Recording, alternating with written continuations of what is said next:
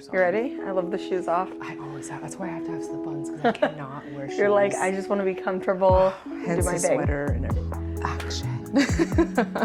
It's funny, this morning I was at the cafe and I'm like brainstorming and I'm like, what is the name? What should be the name of this episode? I like tap into like my spiritual woo-woo juju. What was it? What did you come to? Starting at the roots. Ooh. Play on words, right? Okay. It's cute. Yes, hairdresser. Okay. Hairdresser starting at the roots. This amazing salon, which is how I found her hair salon. Yes, I do her hair. She does my hair. I was like, it's not done today. It's not done today. Don't look at it. Don't think about today. We It woke looks up and really came here. great though all the time. But it is so, and look, the thing with me too is I'm super picky about everything with me is energy. So I'm like, who touches your if the hair? energy isn't good, I'm not gonna fuck with it. And then I went and I met you and I was like, love her so much. And then like the vibe and the people, and I was like, and then my hair loves you because I've had horrible experiences with hair people. Well, you have a lot of hair. Yeah, it's not just like a kind of deal. Yeah, you can get like lost in your hair really easily. Literally. So I could see that. Angel from heaven, first and foremost, San Diego, if you need a hairstylist. Yes, Salon 650, There Little it Italy. is. There it is. So, but you started at a other salon, right? And then you started your own. Okay, so actually I've done hair, so I'm 32. I've done hair since I was 18. No way. Yeah, I actually did not want to be a hairdresser. Like, that was not my path. I didn't know what my path was. I mean, you're 18, you're like getting out of high school. Yeah. Like, does anyone know what they're really wanting to do? But I think it was like pretty divine. I got knocked up. I got pregnant, and my hairdresser used to always tell me, you should be a hairdresser. And I was like, absolutely not. Like, she's like, you'd be so good at it. You're good with people. Like, you always want to know the why, because there's so much why to doing hair. And when I'd get my hair done, I'd always be asking questions. And she's like, people just get their hair done. They don't ask why. Yeah. Like, that's weird. And I was like, I don't know. So I got pregnant, and I'm like, well, like, maybe I'll just go to beauty school because it's a lot quicker, like shorter hours. Like, now it's even shorter. But at the time, I was like, and then I could start that and then go back to college. And then, yeah, I fell into it, and I was like so in love. I love that, challenges you every day. It is an energy thing. Yeah. I get to work with so many different people, and I think like it's like, for me with my clients, it was like really healing in the sense like I went through a lot of trauma with my like kid's dad and things like that, and having like a safe space where I could also like vent. And yeah, it's just been like an amazing experience, and there's so many things you can do with hair. Like I work for brands, I own a salon. It's not just like a one path thing. So it's been really great. And I've worked at 4 salons total. Okay. But I mean, in 12 years or 14 years, I don't even know math right now. Yeah. But that's even fast. Like, that's not that long of a time. Like, people put like 20 years, then pop off. 10, 15 years pop off. Yeah, no, and it's in our career, and like I would say in any career, it's our job reflects really what you put into it. So the people you see who are the most successful are the people who are doing the most. I've never done anything and it not paid off. So like the more I invested into myself, it's true. Wow. Like, it mirrors you. Yeah. So like every time I took a class, I did more. I got more. Yeah. So I just feel like that was really like, it's a good way to like stay motivated because like there's a direct like correlation. Like, if I do this, I'll get this. And I don't know. It just like, it does happen pretty fast. And like, even my assistant, Cam, like, he's doing things much faster than I was. But it's like, he also has a mentor to tell him, like, do this, and someone riding his ass if he doesn't do it. I'm like, you didn't post your availability this week. And he's like, leave me alone. But I'm like, I want this for you as long as you want it. So and you're really good at social too. Like, that's the other thing. Like, oh my God, she's posting like all the time, and I'm watching everything, and I'm like, how are you doing this? Running a salon, you have kids, you have a life, you're gorgeous, like, you keep up with self-care. I'm like, what? Like, give us the cheat codes, please. Okay, so my number one question from like everyone in my life, whether it's hairdressers or like, how do you do it all? And there's like no balance. Like, I don't have balance, but I prioritize, right? Yes. Based on what I need to do. Yes. So I'm ADHD and I do really well under pressure. Yeah. So like, I will procrastinate. But like little things, like for my makeup, I took a makeup artist to Sephora. And I was like, easy 5-minute makeup. Like, get me things that are easy. So I have like a stick like foundation. I'm not even dumping. We're sticking and then we're just rubbing. Yeah. And it's like very quick things because like I want to look presentable so I feel good, you know? And like that's for me, not anyone else. Like I'm beautiful without makeup. I don't need it, but I like doing it. And it makes me feel better that day. But like little things like that. And then with the kids, like it's not, I prioritize them when I'm with them. And then when I'm at work, I'm at work. And like it's very much like that. But like sometimes I do a lot more for my job than I do for my family. And there's no real balance. Yeah, that's fair. And then the social media, like it's a job.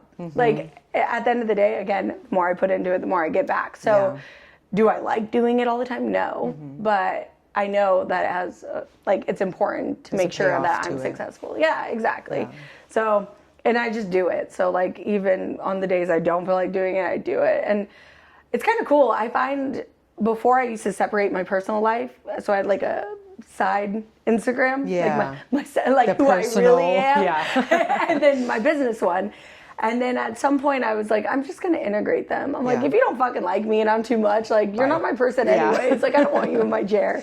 So that was really good because then I wasn't like having like two different lives. Yeah.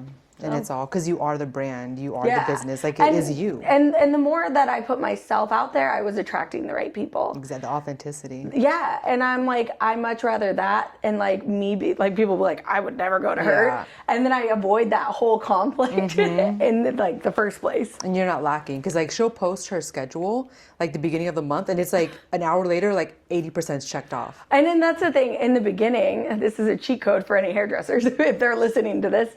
I used to do it because supply and demand. I used to put extra ones that I didn't even want to do. And I used to mark them off before. So this is like 8 years ago. And I've done this for 8 years. And like it would put pressure because people would see things missing. For people to do it. Now I don't have to lie. But originally I was lying. Bending the truth a little bit. Yeah. But like, I'm like, I'd put like a 5 o'clock. I'm like, I don't want to work at 5 o'clock. Oh my God, that's genius. Yeah, but it was that supply and demand like theory. Yeah. And people want what other people want. And then it also like, my sister, like, obviously can get her hair done whenever. I'm her sister. Yeah. But even she's like, I see it and I feel pressure. Like, I need a book. Like, and I'm like, get it. I'd get you in. And she's like, no, I know. But it's like that works. mind fuck. That's 100%. Oh, that's genius. But again, the resilience of thinking outside of the box, like you get what you put out. It's like this like recipe almost. Like there's like an algorithm to manifestation. Right? And I manifest a lot. And even with that, like I low-key don't subscribe to manifestation because people see like, oh, journal it, write it down. But there's more to it. It's the embodiment, well, you have to energy. Also like believe it yourself, right? That part. So I do like write down at the beginning of the year. It's not like the New Year's resolutions, but I set realistic goals too. Yes. Like I think when you don't set something like dream big, have like those big ones too, but like it's a lot more achievable in the long run to have the big ones that you know, like this is a life goal, and then these are like what can I do like this low year? hanging fruit. What can you get? What can I actually do? Yeah. And so like I'll actually like, you know, I do very specific, like I want to save this amount of money. Yeah. I want to go on trips with my kids, like one big trip. Like that's like, and then like sometimes it's like weight loss or health. Like sometimes I'm like, I need to like, and I always set realistic ones because then I don't want to be mad at myself either. Exactly. And like, and I am someone, if I'm discouraged, like I'll like almost backslide more. Yeah. And I know that about myself. So I'm like, what's achievable too within reason? And then sometimes I'll put some ones on and they end up paying off too. But almost every year at the end of the year, I'll go back and I look. And almost all of them, and the ones that aren't, they roll over, but they were almost there. It wasn't like I didn't do it. And like having that list all year kept me kind of accountable. Exactly. Like I kept reflecting on it. So yes, like you're manifesting it, but you're also doing the fucking work. Action. It's like, because I noticed personally with the obsession versus like the action, like the realistic action, because that obsession is like, it's so big. So it's like, is it sustainable? Yeah. Exactly. Can you actually work towards it every day? Those low hanging fruits. Yeah. So like going back to the beginning when you started that's huge. Like being a single mom, doing everything you're doing and being like, I'm going to open a whole salon. That's wild. I didn't even want to open a salon. And I believe like things come to you, right? And when I took over the salon, it was not my goal. Like, I didn't want to like be responsible for like all the other people. I like mentorship, but like a salon, I know like how much value it is, like actually coming from it. So for me, it's a lot of work, like, but not so much payout. But I got to create a space that I enjoy going to work. And I was always at other salons where I was like too loud, I was too inappropriate, I was too this. Oh, no. And I'd always be like, but I'm the busiest stylist in here. So like maybe I'm doing something right. Like, yeah. But it's because I was authentic. Exactly. And that's super important. And people can feel that. And energy, it's like all energy. And when the salon like was presented to me, I didn't look to go buy a salon. Someone was like, hey, I think like this could be a good opportunity. I met her at a class, talked to her for like 10 minutes, ended up like connecting, and I was like, yeah, maybe, like here's my email. She ends up like messaging me, and her father-in-law owns the building. The stylist that was in it was having her own life things happening, and she needed out. And it ended up aligning, and I like offered like, because I didn't really want it. And I was like, if they take it or leave it, if it's not meant for me, they won't take it. Yeah. And then they ended up giving, like, the offer I put, which I was like, was way undervalued for what it was. They're like, yeah. And I was like, oh shit. Well, you're like, oh no, wait, now I'm locked in. I'm like, but yeah, I took it over 2 years ago, and I went from 4 stylists, and we're starting February 1st, I'm fully 14 stations full. Whoa. And everyone's booked and busy. Everyone's booked and busy. They're not my stylist. Yeah. They are independent booth renters. Okay. So one thing I have to like really be careful about in the salon is I very early realized not everyone wants the same things. Yeah. And I can lead a horse to water, but I can't make them drink. Oh, I love that. I had to really step back on like caring more about someone's career than they did. And while I can still support, and like if they want help or ask for help, I'll help. Yeah. But like wanting more for someone than they want from themselves. And so I really had to, that was a struggle for me because I'm always trying to like push people and like mentor. I like mentoring. But realizing not everyone has the same path. And some people are okay with like just, not the bare minimum, but like with like what they want, of what success is. Yeah, because everyone has different versions, and like not everyone wants to be the rock star. Some people want to go to the show. Yeah, you know what I mean? Yeah, yeah. And there's different moving parts. You got the people in the background. You got the main star, like you said.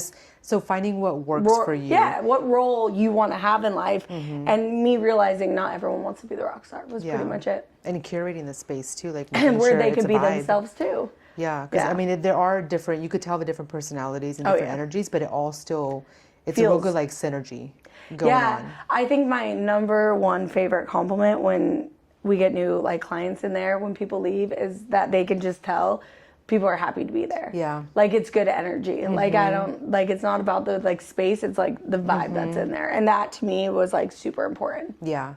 And like I said, I felt that. That's why I keep it's going good back. Energy. And it's like just people, like I spend more of my time there than I do at home with my kids. Yeah. So I'm like, when they literally come in to look at the place, I'm like, this is my home away from home. Like, don't fuck up my vibe. Yeah. Like, literally, don't fuck up my vibe. Get that sign for the front. Don't swear. Fuck up the vibe. Because like, it takes like one bad seed to like spoil a tree. Yeah. And I'm like, no, like we just need good energy, and like not that people can't have bad days. Yeah. But like don't make it someone else's. Don't make it like that I all have heavy. Bad days too. We're human. But I don't put it on other people. Like that's I'm gonna do some inner work and figure out what's going on. Well, who's the common denominator? Yeah, me. I see accountability.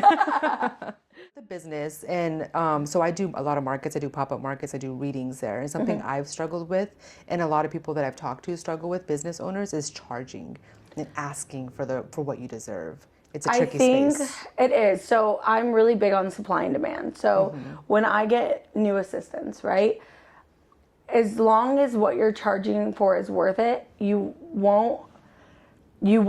can't think about the cost for someone else. You don't have to worry about someone else's pocket, right? And I know that's hard because you're probably very empathetic. I'm very empathetic. Like I do like sometimes want to worry about people's pockets. Yeah. But like if they couldn't afford it or they couldn't be there, they wouldn't be.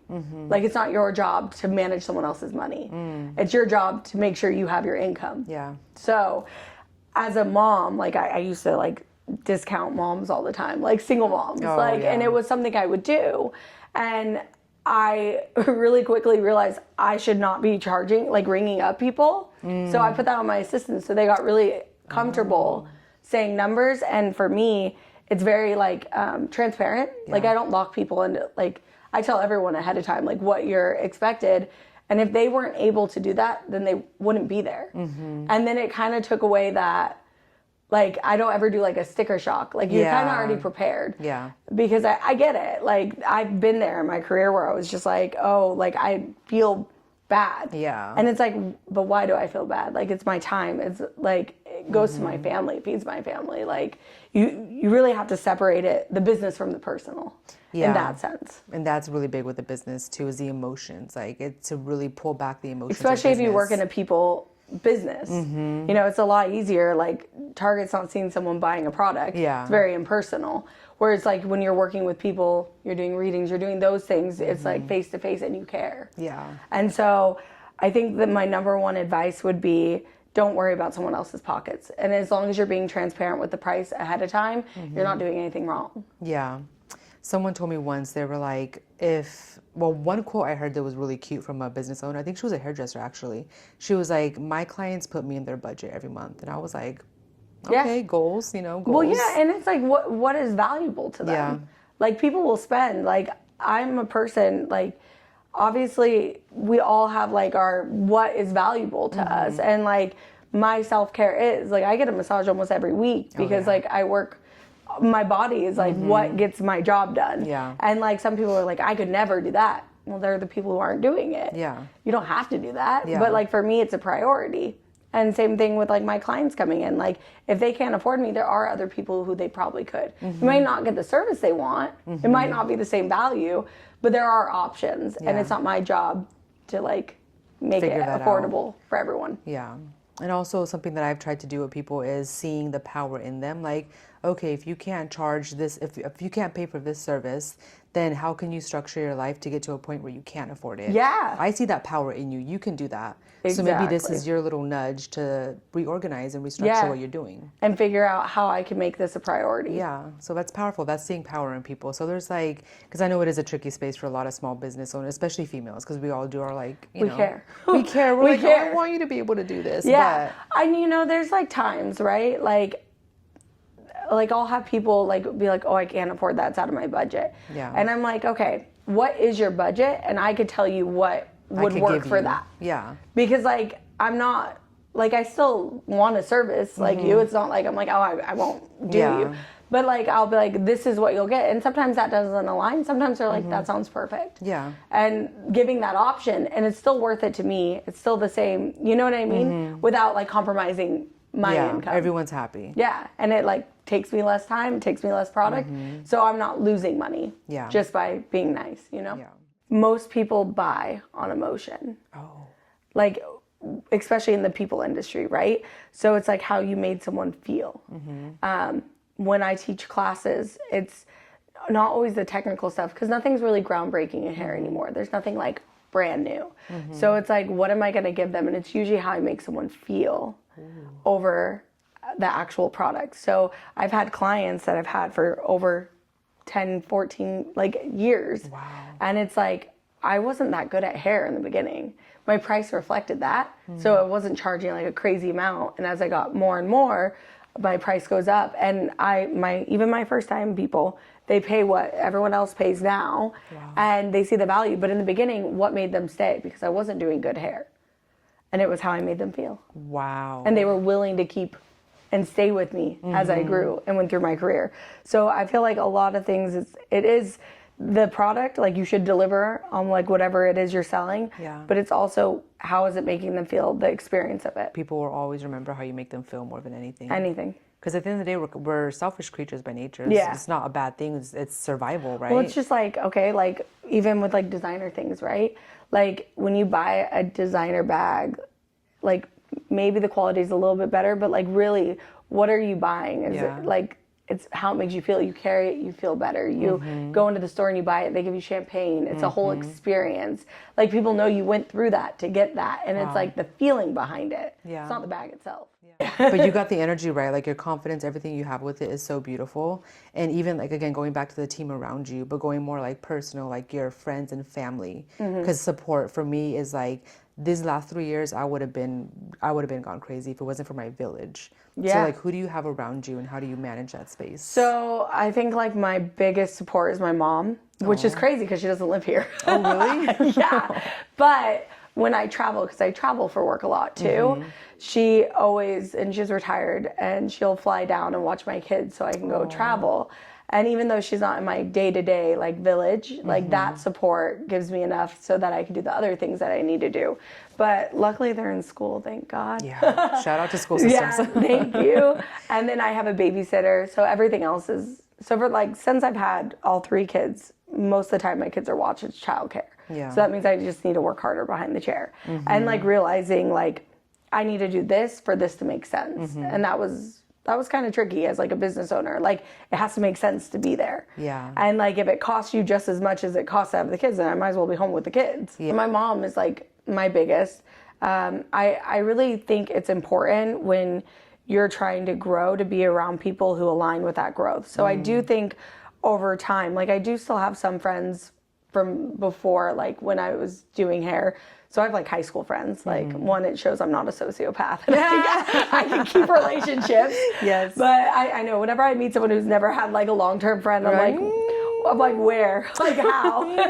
But I feel like the people I surround myself with are kind of on that same track. Yeah. And they want more for their lives. Like, those are, like, more of the rock star peoples, because I need to stay inspired too. And then also, the more success you get in a business, the less people are supportive that are in your village. Or, like, maybe they weren't in your village, but they were there around. Yeah. And I find I get more support from random people online who want similar things as me. Yeah. And then I do from, like, people I've known my whole life. Yeah. And it's kind of weird. And I've always found that weird with, like, social media, because I know you can see who sees stuff. Yeah. And I'm just like, you don't like that? Yeah. I'm like, I don't know what else I got to do to get, like, that love from you. But sometimes people don't want to see people succeed. Yeah. And, like, really, like, just focusing on the people who feed into you too. That balance. It has to be, like, mutual. Because I am a giver, and I love to give, and and energy is so important. And because you're right, I'm spread out so thin, I try to make sure it's a reciprocated giving. And knowing, because I'm big on, like, it's better done than perfect. Yeah. And sometimes, like you said, with the kids and the family and the personal, someone's gonna get less. A little bit. But it's just like this little carousel of, it's going to rotate. You know? It's going to work. It's going to find its, like, way on its own. I like progress, not perfection. Oh, progress, not perfection. That's a big one, especially with, like, being in the hair world, because nothing's ever really perfect. Yeah. And always, like, and as someone who really cares and values my work, you really want to be perfect. And when I get like that, I'm, like, too hard on myself. And I'm like, okay, no. Like, we're just growing. Yeah. Like, we don't have to be perfect 24/7. I'm a fucking human. Yeah, like, we're going to mess up. Well, it's never a mistake. It's a lesson. It's a lesson, yeah. And the more lessons, the better. So that means you're going to make mistakes. It's being okay with that and getting comfortable with being uncomfortable. Also being uncomfortable. Like, being uncomfortable is okay. Yeah. Do things that you're not comfortable with. Do it scared. Do it anyway. Do it anyway. Oh, you got it tattooed on you. I did. So I'm actually doing kind of like a TED Talk at our retreat for the brand I work for, which is in, like, I think it's like 300 people I have to, like, talk in front of. Oh my God. I'm doing, like, 14 minutes, which I don't mind public speaking when I'm doing hair, because, like, if I lose my train of thought, like, here's a head, I could be like, and I'm doing this here. And I'm like, I'm actually really scared to do it. And it's, like, so funny, because people are always like, you never seem scared. And I'm like, I'm scared all the time. Yeah. And I got this tattooed because I was doing a lot of things that made me uncomfortable. And I, like, every time I go to do something, I'm like, just fucking do it anyway. Just do it anyway. Wow. And it, like, being uncomfortable, I get so much growth. And sometimes I fail. Like, don't get me wrong. Yeah. Like, I'll do it scared and I fail, but you're right. It's just a lesson. Doing it anyways. And then also a big one for me is knowing when to give up. I was listening to Stephen Barnett, I think his name is, for Diary of a CEO. It's one of my favorite podcasts. And they were like, you're so successful, you're so young, what's your secret? And he's like, I know when to give up. And that's a big one. Yeah, like, if it's not aligning with you, like, nope. It's fine. It's like, a lot of it's the ego too. We got to be okay with like failure and the ego and being like, that wasn't it. And I put 3, 4, whatever time into it. Keep it pushing. Sometimes, like, yeah, it's something else, and it's realignment. Yeah. Another thing, like, with, like, the ego and whatever, like, failure is such an important part. And I think with entrepreneurship, not everyone's designed to be an entrepreneur. You have to be so uncomfortable being broke. Oh my God. Like, you do. Yes. And I'll bet on myself all the time. Yeah. It's just like a bet. I don't know if this is going to pay off. And it's like, I'm okay. I know if I lost everything, I'll get it back. Like, taking on a salon with the overhead it does, right? With only 4 people there. Like, that salon for the first year and a half didn't pay for itself. I was paying for it. Wow. From working just, like, harder behind the chair. And the reality was that, like, I knew it eventually would pay off, but if it didn't, then in 5 years I won't do it again. Yeah. And it would be that now whole, you know. like, the same thing. It would, like, you would just be like, okay, this isn't for me. I tried it. Now we're going to pivot. Yeah. Because I would much rather sit back and be like, damn, that fucked up, than damn, I never did it. Yeah. Like, I don't want to, like, I love the, like, quotes where it's like, I want my, like, grave to be like she did everything. She did everything. Just full send. 100%. Like, nothing I do is traditional. Nothing I do is like normal, especially as a single mom. I'm the sole provider for my kids. Love it. And it's like, I just do the most outlandish thing. I quit my job 3 years ago and was like, I'm just going to figure it the fuck out. But, like, you will. And it takes time. And you have to. That is, like, I always say, like, one of the best things about my life is I don't have a choice. Yeah. Ooh, like, I do and I don't. Yes. Like, there's, like, 3 people who rely on me. So it's like, people are like, I don't know how you do it. And I'm like, what else would I be fucking doing? What else am I going to do? Broke? Like, are we going to be homeless? Like, I have to choose to do it, but like, at the end of the day, like, no one else is going to do it for me. So either I figure it the fuck out, or we're going to be very not good uncomfortable. Yeah, we're not a fun uncomfortable. Bad uncomfortable. Yeah. And with kids and work and everything, what is dating like? It's such, and we know we've talked about it in the chair, but I'll let you put what you want out there. So. I literally was single for 5 years. Wow. Like 5 years. Like, I backslid onto my baby daddy at, like, some point, because, like, I'm a real person. You guys can hear everything. Funny. I don't even care. And then that was, like, it was actually really good. Yeah. Like, that's not sexually, but, like, it was really good for me healing. It was 3 years no contact. He got sober. He was an addict. And I was like, I always, to this day, will wish the best for him. Yeah. Like, nothing against him. He struggles with his own demons. But I backslid because, like, you know, it wasn't that I didn't love this person. He was just not good for our family. And when I backslid, it made me realize when he was sober, I was like, wait, I don't even like you when you're sober. Damn. Like, I don't want to be with you. Yeah. And for me, it was really good closure. Oh, I love that. It was. It was like, okay, like, in my mind, like, you know, when you say, like, we were just talking about how, like, I rather know, like, I tried and it didn't work out. Before, there was always, like, what if he was sober? What if my life looked different? Yeah. And that what if was always there. And then, so when he got sober and I got to see that, I was like, wait, no, I don't want this anymore. I grew so much out of that relationship that when he was sober, I was like, it feels like I'm 18 again, like, with someone when I'm 18. Yeah. And I'm like, but I'm not there.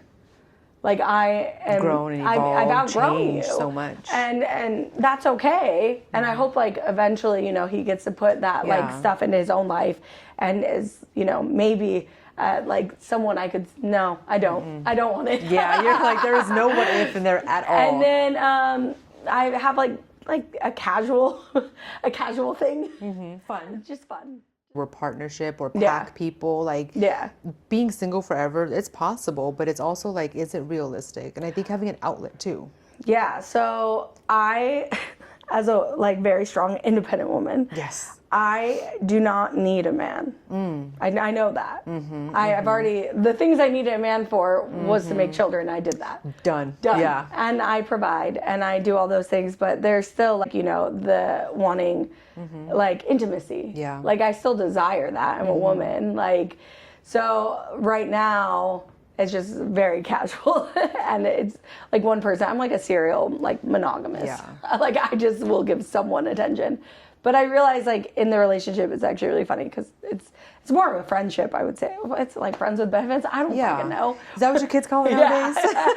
Because like for me, like we like there's intimacy, there's connection, but it's not heavy. And like he's like, I'm trying to figure you out. Like there's not a lot of like, you're not clingy, you're not. And I'm like, I have a full life. Like I don't have a lot of time to be clingy. And I love my life. So the idea you're of happy actually and at peace as is. Yeah. And that's the thing. Like I was going like dating people who really couldn't give me the next step, and I had to really like evaluate, why am I choosing these people? Ooh, and like I like you really that like mirror. Yeah, I was choosing emotionally unavailable people. Yeah. And I was like, why am I doing that?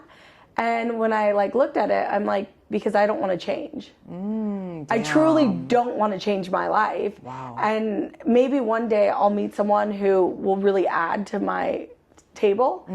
But right now, like I don't have the energy in me to like give my life to someone else. Yeah. And so I'm like somewhat emotionally unavailable. I guess. in a healthy, like healthy you know way, secure, what's going on, like discernment. Like I know how I feel. I'm very like well like regulated. Yeah. And like as long as it feels good, I'll do it. If it's healthy, it's not hurting my time with my kids, my job, distracting me, and that like that's my priority right now. And that could change as my kids get older. That could. You know, shift. So, but I'm getting the intimacy part. I'm getting that connection, and it feels good. So while it feels good, I'll do it. And if it doesn't feel good, I don't know, I'll find someone else to do it. Thank you, next. My next friends with benefits. But that is so perfect. I mean, it's such a beautiful space to be able to like, you essentially have it all, right? Like there's a lot happening in your life, and you're very much, and I think with the dating, that's so beautiful because you took the time by yourself to really have that accountability. And to like not rely on people. And like my emotion doesn't rely like on that person validating me or whatever, because like even like there's times where I'm like, oh yeah, I haven't really talked to this person in a few days. Before, when I was like insecure or not in a good place, I'd been like, he doesn't like me. Like it would have been like so many like the spirals. Well, yeah, I'm ADHD, so my shit like used to be like picturing a wedding, picturing this like the first time I met them. 0 to 100. Yeah, and I'm like, this is such good chemistry, and I'm like, no, bitch, you're just like 20 just people like in there. I'm like, you're just matching which personality decides works best with this person. Literally. And like being able to like really not focus on them so much and how it makes me feel. And I'm like just kind of being a little selfish, and like my whole life I wasn't. So like if this one part of me I am, I'm like, it's okay. And that's what's really going to attract, like when that time does come, like the right person, whatever that right person is for whatever amount of time. Because we get so, again, that obsession, whether it's the business, the people, the friends, when you're so obsessed with it, you almost suffocate it. Yeah. And then it can't breathe and it dies. Exactly. But that, I mean, I have detach and surrender on me. Because I'm always like detached from it. Like have your desire, but if you have your desire, that means it's yours already, no matter what it is. But the key is to actually feel it and believe it, and not just write it down and think about it and spiral. It's this like little balance, and you have a beautiful balance, and it like just pours out of you. You could just see it. I could just see it. Oh, I love That's you. why I was just like, I need to talk to her. Like, stop. Tell me more. But yeah, I think like it's been an interesting road, and it took me a long time to like, I honestly hated men for like a long period. But then also like just not managing like their expectations, like just being very forward and like clear. But it's so funny because I find men don't think women can be honest and clear. Yeah. Like they think we're reading into everything, and I'm like, but I'm not. Like, I'm taking it for what it is. And like before, in my insecure, like I did. Yeah. And I was like, but now I'm just like, I'll be good either way. Like I've already gone through that like trauma of a relationship where I'm like, I'm solid regardless. So like you can either add and it be good or not, and I'm gonna be good. And I think that's like when people do end up finding eventually like love is when it's two secure people. Yeah. Two people who are fully good alone, but then choose each other. Yeah. And right now I'm just secure and doing my thing. And enjoying it. I am. I actually am having a lot of fun. And then the business is thriving and everything's going great. with the business, let's take it back there for a second, the lessons. Because again, mistakes, you got to make mistakes to get the lessons. Whether it's a hair salon, podcast, whatever it is, what are some of like the beginning crucial mistakes that were lessons? I think, honestly, I could have gotten a lot further if I just put myself out there more. Ooh. If I did it sooner. And like, yes, like you, in your mind, you see and you're like, oh, so much success, like in this short time. But in my mind, if I was just more willing to just like go for things earlier, I could only imagine where I would have been. But I try not to live in the past. Yeah. But like, that is something I really think like you should show up underqualified. Ooh. And like, you should just do it. And like, I really, like, I know it's tattooed, I know I'm emphasizing that, but like, for me, I was so like, I need this to be perfect, I need this, and there is no perfect time. Yeah. And I wasted so much time trying to be ready for something that I could have just started. Wow. Yeah. I think that's like the biggest one, you know? I like, anything that was a mistake, like, I've learned really well, like, the people please, like, I was a people pleaser, like, I'm a hairdresser, so like, I'm very like, I don't try to tell everyone what they want to hear. I did that a lot in the beginning of my career, really realizing like just being direct and honest. No one's ever mad at you if you were honest from the beginning. So just being really honest and like what my intentions are with anything I'm doing. I admit when I'm a little scared, but I'm like, yeah, but I'm gonna do it. Like, and just saying yes. I say yes to a lot of things, but I also, in this year, one of my things is also learning how to say no. Ooh. Not everything's meant for me. And like, I really want to make sure that I'm always choosing things that align with what I believe. That like, for me, like working with brands, like making sure that brand aligns with me. It doesn't change who I am. It doesn't make me go somewhere that doesn't really align, because I feel like that's when you lose authenticity, you know? Just taking it just to take it. Yeah, and like, so in the beginning, I wish I would have said yes to everything to get the experience, and like failed and fucked up and did those things. But then like now where I'm at, I want to be able to like just choose what feels aligned. Yeah. And right now I am pretty aligned, yes. Yeah. I feel good, but like before I would have taken things and I would have still made it my own, but it'd been more forced. And I feel like when it's more organic and not forced, it does better. Yeah. And we talked about that in the beginning, like the authenticity. Yeah. And all that. Yeah, and I like me. Yeah. Like, not in a narcissistic way, but like I love me. Yeah. And I know that my brand, my personal brand as a hairdresser, like, is going to be successful because I'm going to find the right people who love me too. And so when you work with another brand and they have their own vision and their own whatever, as long as I'm not losing myself while working with you, I think just not losing yourself in anything you do, honestly. Yeah. Even in being a mom, can't lose yourself there either. Yeah. So really like working, once you get your like inner work done and you find out who you are, I think everything else will align. It falls in it. The authenticity really aligns. Authenticity and alignment, they really do go hand in hand. Yeah, like it's definitely like parallel. Yeah, right. Yeah, I'm like, wait, yeah. I'm like, either way, they go like together. Like and being in the beauty industry, it's such a, especially this day and age, like people are just embracing themselves, and I love it. And beauty trends, and we're making our own trends. Yeah. What are some hair trends that you see coming up this year? So I felt like for a long time, like highlights were obviously like those things. I think women with like they're doing like the skin color test. Oh. I feel like women are really starting to like figure out what looks good for them and not using other people as like their inspo, but going in and finding people who they trust to match to them. Oh. Instead of being so much outward, I think people are going to start focusing more on them. Like the unique value. Yeah, like what's going to enhance me? What tones are going to look good on me? Yeah. Instead of just being like, here's a pretty girl, I like her hair. Yeah. And that was big, because with AI, we went through a phase of getting a lot of AI, and like that's been recent. So now people walk in, I'm like, that's AI. It's not even real. Yeah, literally. Like not I can realistic. see the tones you like there, but it's not even real. Yeah. So I think it's going to be moving away from that, and like I keep seeing like the skin, like where people are matching the jewelry and doing all these things in like the industry, because it usually like all kind of follows, right? So it's been more natural makeup. It's a lot lighter now, and then like I feel like it goes like runway celebrities, and then it goes to the makeup, and then it goes to the hair. Yeah. So I think in the beauty industry, they're doing all the like skin test. I don't know what is that word? Not skin test. It's like color matching. Yeah. So stupid. What is the word for color matching? Color matching. But they're doing all the color matchings and figuring out what looks good on them for their clothes, their wardrobe. So I think it's going to move to hair. I think that's going to be a really like utilized tool in the future.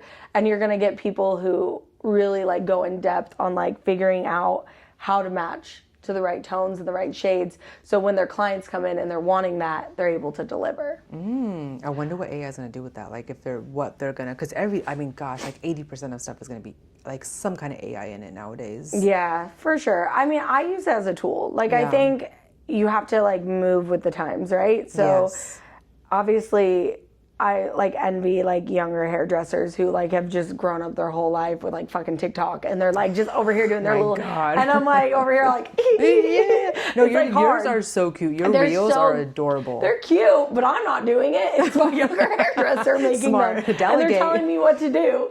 But like they're so naturally good at like doing those things where I have some hairdressers in there who don't use social media at all. And you know, that trying to like get that balance, like you need to move along or you will get pushed out. And being able to like pivot and do things you're uncomfortable, because I don't like doing it. I really struggle with social media because I don't enjoy it. But I do know it's an important part. So I don't know. I feel like authentically. AI, but AI, I think will really like be used as a tool. Like I use it as a tool. So like I hate writing. Like I hate writing. So like AI, not to my tech. Like to you guys, like I'll write, but you know I'm short as fuck. Yeah. Like it's not warm. Yeah. No, you're fine. You're warm. I'm warm. You know who I am. Yeah. But I know when people first come in, they're like thinking I'm like this bitch or like something, and like they kind of get it from my stories. Yeah. And then they come in and they're like, "You're way cooler than I thought you would be." So amazing. Love you. But I think using AI to like. I don't think it'll ever be to a point where it's doing our job, but I definitely think it's a tool we'll all use. Yeah, definitely. But like you said, keeping up with the times too is crucial. And changing and being able to just like be like, okay, this is what's happening. How can I use this? Like you have to like think ahead. Yeah. Like what can I do? Like you don't have to change who you are, but you need to like pivot every time like something new comes, because that's how you'll keep growing. Yeah. It's like that, Friends. Pivot. I always think about that episode. Pivot. And I am pivoting. That's the best episode. I love Friends. So good. Insert the clip here. Right. Wow, this has been amazing. I mean, I know I have a million more questions, but we'll like wrap it up. And you gave us some like amazing gems. I'm like, oh my God. I hope so. No, I've been like locked in. My daughter's always like, Mom, lock in. You feel locked in? I'm locked in. We're locked in. I'm fucking locked in. How old is your daughter? One will be 16 in a couple of days, and the other one will be 15 in May. We have a 16-year-old or a 15-year-old. You look fucking hot. Put your lips to God's ears. Amplify that, please. I'm like, God's favorite. God's favorite. I love that so much. Shein. Me? Oh, no way, really? I need to go I there. love Shein. I'm going to a rave, and everyone's like, go to Shein and get the, like, a like cute all the little stuff. outfit. Oh, dude, I got the cutest, like, random crown weird thing I had to wear for all, like, it wasn't even a Halloween party. It was a themed party. And it was like, everyone's like, I love your outfit. And I was like, Shein. It was like Victorian era. And it was like Shein. No way. Yeah, they have a lot of stuff. I haven't been on there. My jeans are actually Shein too. Quick tip. I like to feel bougie without being like bougie. Amen. So I ruin all my clothes doing hair. So I buy everything on Shein because I just destroy. But if you like, with my sunglasses, I always do designer. My jewelry is like designer and my bag. But everything else in between, cheap as fuck. But it gives off this like elevated the statement pieces. Okay, so glasses, jewelry, and bags. Don't tell me to buy expensive bags. It's just like one. Don't tell me to do that. It just like will make like it's one good one. Yeah. That one I got for pushing a baby out. I didn't buy that. Oh, I love that. That's really cute. You guys can't see it, but it's a Chanel bag. It's adorable. Yeah, that was for pushing a baby out. I was like, I did not buy that. I would not spend that money. But just like one good small one, clutch. For like when you're out and you're like, you just want to feel yourself. You know what? Now I gotta go shopping after this. I'm gonna send you a list of perfumes. Yes, I please. love scents. Oh my! And you know what? I struggle with finding good scents. I just go back to the Bacla Rouge, the red one. I have that too. I keep it basic. But I got you, because then we probably have similar palettes. Like if that's like a scent you really like. We'll put those on here too, on the description. I'll list the perfumes. I'll give you like a list. I layer. I have like, smell me. I'm like, you have to actually. Oh, I thought that. Okay, I smelt it when I first hugged you, and I was like, What because is it smells that? very like, again, confidence. Yeah. It's very confident, sexy smell. I have 6 perfumes. I layer the fuck out of myself. Oh my God, it But smells it lasts so all good. day. Like, and that is the number one men and women compliment I get is you just smell so good. And I'm like, and because you'll mine remember don't smell me. anymore. And I put like 20 pounds of perfume this morning. I still can't. It's And like, no. and it's Burberry. It's like a strong smell. Yeah, it's the layering. So, and there's a whole theory to it. So I start with my cheaper perfumes as the base, and sometimes I'll do a body oil below it to help it stick. So I do like cheap, and then it goes like a little more expensive. It usually starts with a vanilla, something a little muskier smelling, and then I'm layering, and then my most expensive goes on top. Oh. So it just like layers up. Okay, we'll write that down below too for Yeah. you guys. Yeah, copy You and guys are paste gonna it. smell so good. It would smell beautiful. Exactly. And then I get like, people are like, oh, I just like love how you smell. And I'll list like 2 of them, but no one will ever smell the same. Because like, you're not going to layer the same. Yeah. Yeah.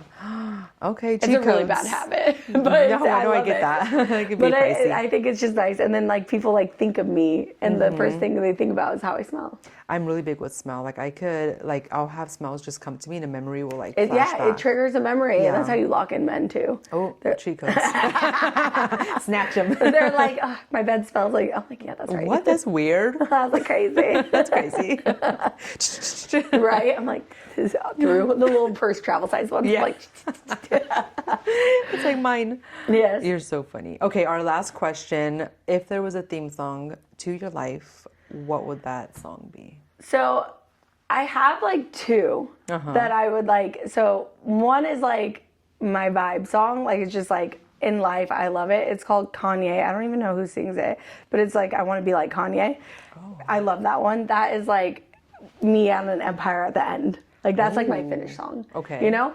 And then my motivation song is like one that I listen to every time before I go on a stage is Imagine Dragons, Whatever It Takes. Oh, I love Imagine Because Dragons. it's just like you're just gonna do it. Yeah, like it gets and that, like- you right now I see the big goal and I just need to like hype myself to get there. Imagine Dragons. Okay, and we're gonna link those too, so you can listen to them as well. I'll get the actual so you can make sure we send link it to me, the proper correct one. You're gonna like drive home with it. And it's like a techno-y song. It's I do that actually- every time I record and they give me the song. You're like, I listen have to hear it, and you're like, every yes, time. life And I started vibe. making a playlist too on Spotify. That's such of a good everyone's. idea. I'm still on season 1. I got I 2 love seasons. it. So, but yeah, a playlist of like everyone's songs. I think it's kind of cute. I fucking love that. Yeah. And then for you too, like it'll like core Lock in conversations. the memories. Yeah. I love that. Thank you so Of much course. for your I was time. so happy to be here. Thank This you was for fun. saying yes. Yeah, no, I love it.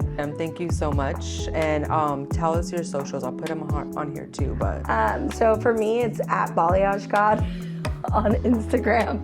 So very long word. I love that name. But yes, at Balayage God, and then and on TikTok. So I think those are my only 2 platforms I really use. And booking and everything is on Instagram. Yeah, just through me directly. You gotta talk to me. Hit your girl up. Yeah, like here I am.